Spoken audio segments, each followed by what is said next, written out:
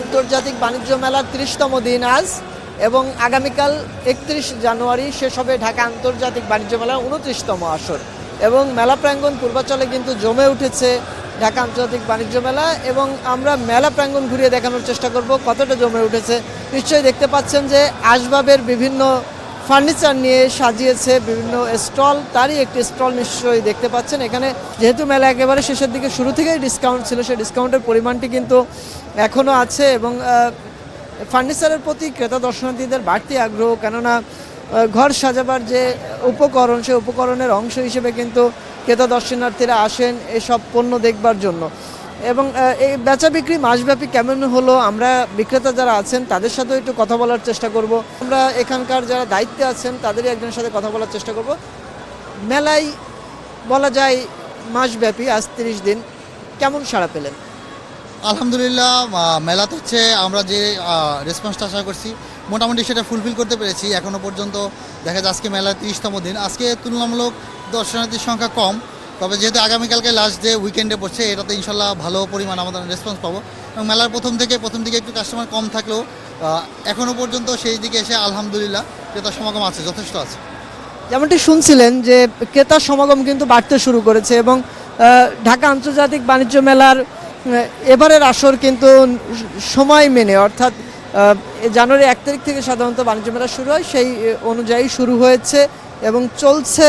সাপ্তাহিক কর্মদিবসে তুলনামূলক উপস্থিতি কম থাকে, তবে সাপ্তাহিক ছুটির দিন শুক্র এবং শনিবারে কিন্তু ক্রেতা দর্শনার্থীর সমাগমটা বাড়তে শুরু করে। এই মুহূর্তে ক্রেতা দর্শনার্থীরা মেলা প্রাঙ্গণে প্রবেশ করতে শুরু করেছেন, এবং যেহেতু সন্ধ্যার পর সাধারণত অফিস শেষ করে আসেন, সেক্ষেত্রে আরও বেশি জমে উঠবে ঢাকা আন্তর্জাতিক বাণিজ্য মেলা। এবং এই মুহূর্তে নিশ্চয়ই ফার্নিচারের যে স্টলসমূহ দেখতে পাচ্ছেন, এখানে নানা রকমের, নানা ধরনের, নানা রঙের ফার্নিচারের সন্নিবেশ রয়েছে, এবং ক্রেতা দর্শনার্থীদের যে আগ্রহ, সেই যেমনটি বলছিলাম বাড়তি আগ্রহ আছে। এবং এই জায়গায় বিভিন্ন ফার্নিচারের স্টলে কিন্তু ডিসকাউন্ট রাখা হয়েছে, এবং এই স্টলের যিনি দায়িত্বে আছেন আমরা কথা বলার চেষ্টা করব যে একদমই শেষ ঢাকা আন্তর্জাতিক বাণিজ্য মেলা, তো এবারে এই মুহূর্তে আসলে অফার বাড়িয়েছেন কিনা, পরিমাণ বা কেমন আছে যদি বলতেন। না, অফার বাড়ায়নি, 5 থেকে 10% ডিসকাউন্ট আছে সবগুলো প্রোডাক্টের উপরে। আর প্রোডাক্ট এবছর আমাদের কিছু নিউ প্রোডাক্ট আসছে, যেমন sofa, dining table, wardrobe, dressing table, এগুলো, এবং অফিস ফার্নিচারের কিছু আসছে।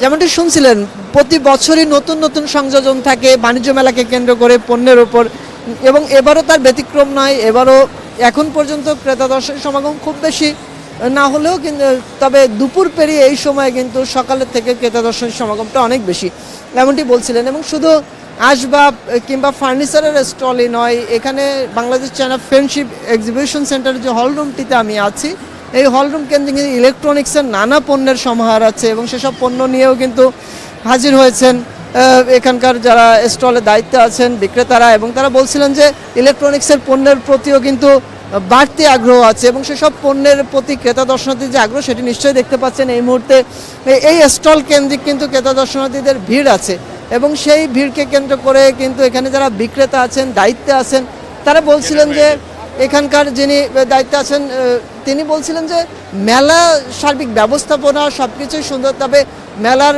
যে মেয়াদটি, অর্থাৎ আরও একদিন যদি বাড়ানো যেত, যেহেতু সাপ্তাহিক ছুটির দিন শনিবার আছে, সেই জায়গা কেন্দ্রিক তিনি বলছিলেন। তো কথা বলার চেষ্টা করবো যে মেলায় কেমন সাড়া পাচ্ছেন। আলহামদুলিল্লাহ, বিয়ন্ড দ্য এক্সপেকটেশন। আমরা সাড়াটা পাচ্ছি অ্যাকচুয়ালি লাস্ট 10 ডেজ থেকে, তার আগে খুব একটা ছিল না। তবে আপনার মাধ্যমে যথাযথ কর্তৃপক্ষের কাছে আমাদের আবেদন যে as per the demand of customer as well as আমরা এন্টারপ্রেনিউর যারা এখানে বিজনেস করতে এসেছি, আমরা যেন আমাদের ব্রেক ইভেন পজিশনে আমরা যেতে পারি, সেই এখন অ্যাজ পার দ্য ডিমান্ড এখন এই মেলাটা যদি একটু এক্সটেন্ড করা হয়, অ্যাজ ওয়েল অ্যাজ কাস্টমার এবং আমরা সবাই উপকৃত হব।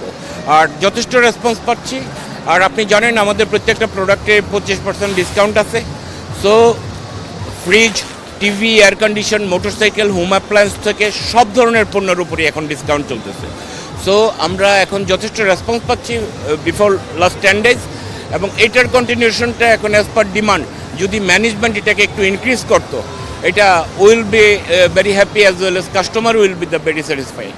যেমনটি শুনছিলেন ওনার দাবির কথা, একদিন যদি বাড়ানো হয় সেই জায়গায় কেন্দ্র করে তিনি বলছিলেন। আমরা ক্রেতা দর্শনার্থী যারা আছেন, যারা ঘুরে ঘুরে দেখছেন এবং পরিবার নিয়ে এসেছেন ঢাকা আন্তর্জাতিক বাণিজ্য মেলা প্রাঙ্গণে, আমরা তাদের সাথেও কথা বলার চেষ্টা করব। এবং যেহেতু বাণিজ্য মেলা, সবাই এখানে এসেছেন একই ছাদের নিচে নানা পণ্য এবং সেই পণ্যের সমাহার আছে। অনেকেই এসেছেন পরিবার নিয়ে মেলা প্রাঙ্গণে, কি কি কিনলেন, কেমন দেখলেন, আমরা একটু কথা বলার চেষ্টা করব। এবং পরিবার নিয়ে এসেছেন, সন্তান কোলে নিয়ে দেখতেই পাচ্ছেন। আমরা একটু কথা বলবো, কেমন লাগছে? না, ভাল লাগছে। আর আমি আজকে প্রথম ফার্স্ট আসলাম, এতদিন বাচ্চা নিয়ে সময় হয়নি আসার, আর দেখলাম আমি কিছু ভালো লাগছে।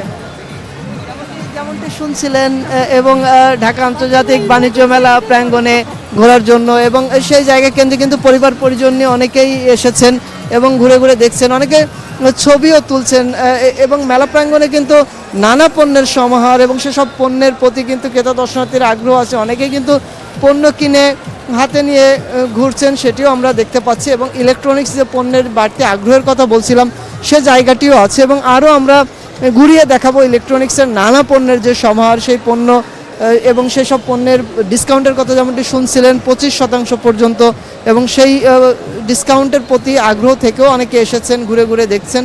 এখানে ফ্রিজ, টেলিভিশন, এয়ার কন্ডিশন, এসব পণ্যের প্রতি আগ্রহটা একটু বেশি। এবং এখানে যারা দায়িত্বে আছেন তারাও বলছিলেন যে মাসব্যাপী এই মেলায় কিন্তু তাদের আগ্রহের বিষয়টিও তারা বলছিলেন। এবং এখানে ইলেকট্রনিক্স পণ্যের টেলিভিশনের যে বিক্রি, সেই বেচা বিক্রিটা একটু বেশি, কেননা মানুষের সাধ্যের মধ্যে সাধারণত কম দামে এই যে পণ্যগুলো সেটি পাওয়া যাচ্ছে। এবং দেশীয় প্রযুক্তির পণ্য হওয়ার কারণে কিন্তু তুলনামূলক যে দাম, সেসব দামের পার্থক্যও আছে। এবং এখানে যেহেতু কম মূল্যে পাওয়া যায়, সে কারণে ক্রেতাদের আগ্রহের জায়গাটিও একটু বেশি। এবং প্রযুক্তির সাথে তাল মিলিয়ে পণ্যের যে বৈচিত্র্য বিচিত্রতা, সেই জায়গাও এখানে আছে।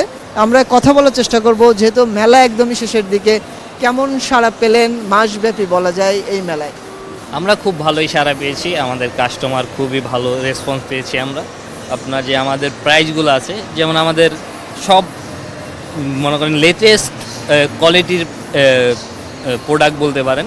এখানে মনে করেন আমাদের সব ফিউচার আছে, হ্যান্ড ফ্রি ভয়েস কন্ট্রোল, সব কিছু আমাদের নিউ ফিউচার নিয়ে আমরা লঞ্চ করছিলাম এখানে, যেই কারণে সাড়াটা বেশি পেয়েছি। এবং আমাদের অন্যান্য ব্র্যান্ডের তুলনায় আমাদের টিভির বা প্রোডাক্টগুলোর প্রাইস অনেক লো হয়ে থাকে, যে কারণে আমাদের সাড়াটা আরও বেশি পেয়েছি আমরা। এই কারণে আমাদের প্রোডাক্টগুলো খুবই ভালো এবং আমরা খুব সার্ভিসের ক্ষেত্রেও ভালো জিনিস প্রোভাইড করে থাকি, ওই কারণে আমাদের প্রোডাক্টগুলো ভালো রেসপন্স পেয়েছি আমরা। যেমনটি শুনছিলেন, ঢাকা আন্তর্জাতিক বাণিজ্য মেলায় এবার কিন্তু যেহেতু মাসব্যাপী মেলা চলেছে, সেক্ষেত্রে ক্রেতা দর্শনার্থীদের সমাগম, সেই সমাগমটিও বেড়েছে। এবং এবারের মেলায় বেচা বিক্রির যে জায়গাটি, সেটিও ভালো বলছিলেন এখানকার বিক্রেতারা। এবং ঢাকা আন্তর্জাতিক বাণিজ্য মেলা পূর্বাঞ্চলে পর্দা নামবে আগামীকাল এই মেলার। এবং মাসব্যাপী চলায় মেলা কেন্দ্রিক ক্রেতা দর্শনার্থীদের ভিড়, আগ্রহ এবং সেই জায়গাকে কেন্দ্র করেই কিন্তু এই যে জমে ওঠার বিষয়টি, সেটি কিন্তু মাসব্যাপী ছিল। তবে সাপ্তাহিক ছুটির দিনগুলোতে বিশেষ করে এই মেলায় বেচা বিক্রি এবং মানুষের যে আগমন সাধারণত সেটি অনেক বেশি ছিল, এমনটি বলছিলেন এখানকার যারা বিক্রেতা আছেন, মাসব্যাপী যারা এই মেলা প্রাঙ্গণে দায়িত্বে ছিলেন তারা। তবে সার্বিক ব্যবস্থাপনা সহ নিরাপত্তা ব্যবস্থা সব কিছুই সন্তুষ্টিও প্রকাশ করেছেন এখানকার যারা বিভিন্ন স্টল নিয়েছেন তারা। এবং দর্শনার্থী ক্রেতা যারা আছেন তাদের আগ্রহ ছিল এবং তারা এসেছেন এবং তারাও খুশি এই মেলা প্রাঙ্গণে ঘুরতে পেরে। সব কিছু মিলে মেলার 30তম দিন পূর্বাচলে মিডিয়া ফার্নিচারের সৌজন্যে এই ছিল আমার কাছে সর্বশেষ।